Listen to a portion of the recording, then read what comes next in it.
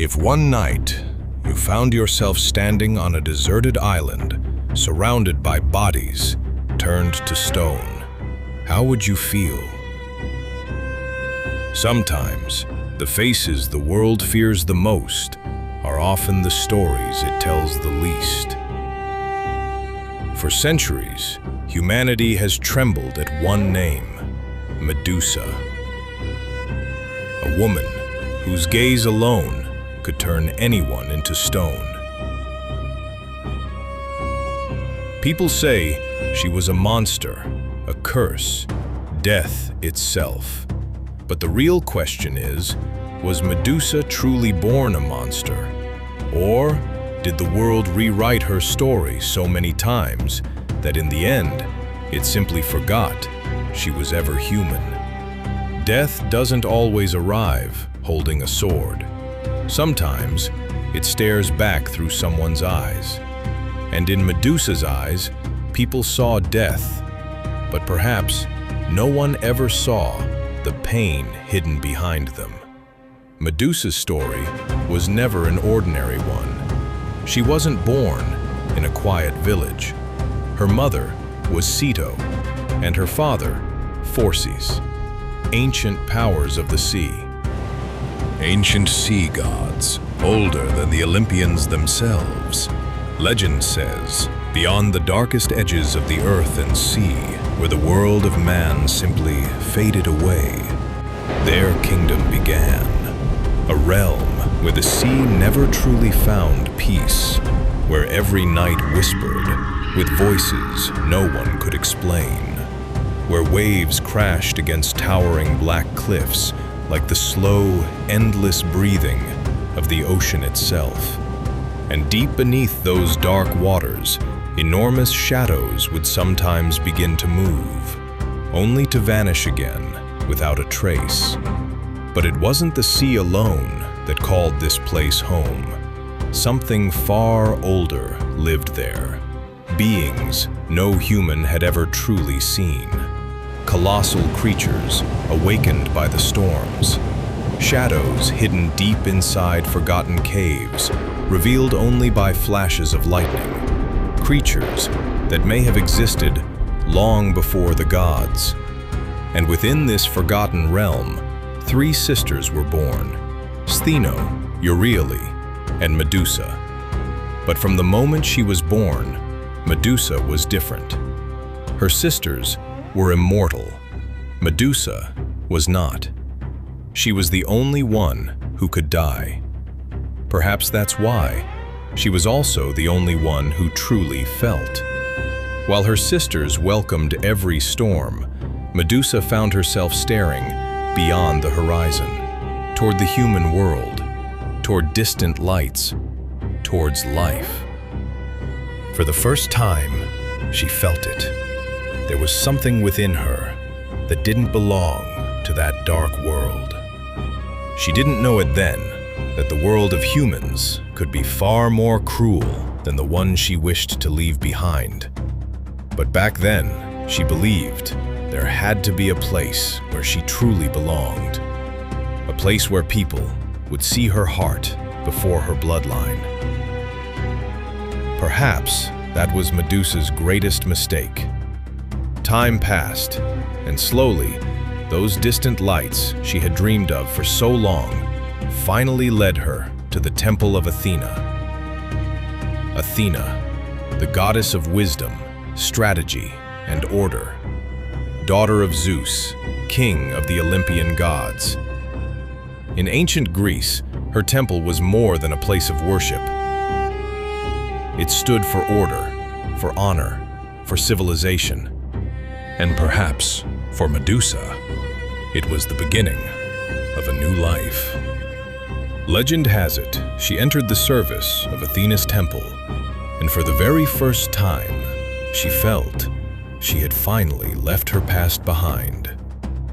The days passed, and with time, Medusa became part of the temple and the life within it. The poets speak of your beauty, dear lady. People admired her beauty, but beauty wasn't what they remembered most.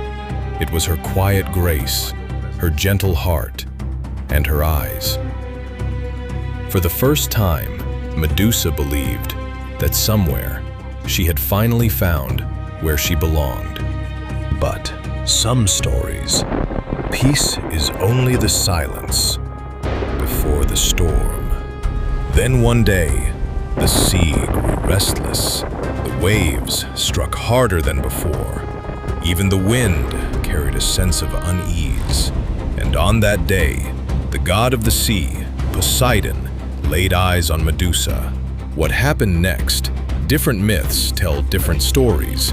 Some call it love, others desire, and some describe it as the moment that shattered Medusa forever. But nearly every version agrees on one thing: the ending never changes.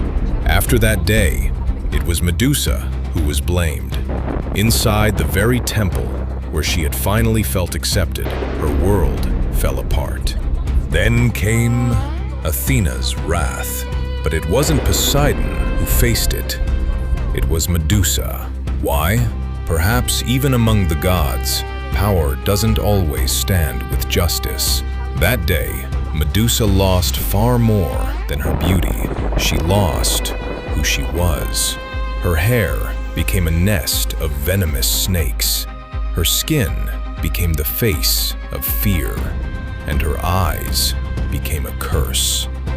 Anyone who looked into them was turned to stone. But perhaps, long before anyone else, Medusa herself had already turned to stone, and slowly, the world stopped seeing the woman she once was. And once again, Medusa was forced back to the world she had left behind. But this time, she wasn't the same Medusa anymore. Even the sea no longer seemed to know her. The years passed, and the legends grew, until one day, another name entered Medusa's story: Perseus, a young warrior chosen to bring the head of Medusa. History remembers him as one of Greece's greatest heroes. Perhaps he was. But perhaps the most disturbing part of the story, even the gods warned him, never look directly into Medusa's eyes, because her gaze was death, or perhaps the truth. Perseus was armed with gifts from the gods, a shield capable of reflecting her gaze, a divine blade forged by the gods themselves. And so, Perseus journeyed to the place where Medusa had spent years alone. By then, hundreds of stone figures stood in silence. The old stories say there were figures frozen in stone. They weren't carved by humans. They had once been people, warriors, hunters, kings, all of them certain they were hunting a monster. No one stopped to ask how the monster came to be, or what it had cost to become one. Then, one night, as Medusa lay asleep,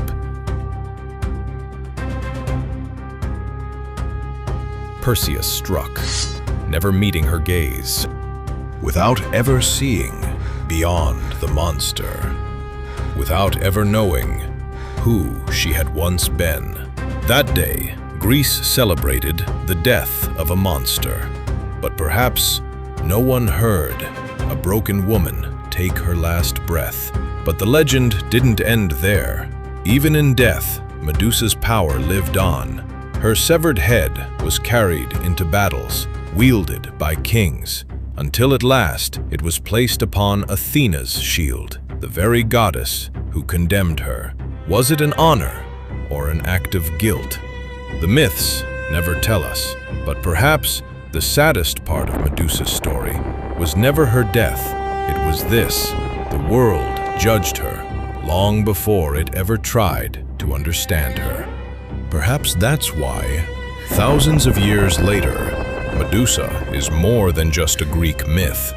She is a question for every generation, for every society. Do we really defeat monsters? Or sometimes the world breaks a person until all that's left is the monster everyone fears. What do you think? Let us know your thoughts in the comments below, and tell us which mythology you'd like us to explore next.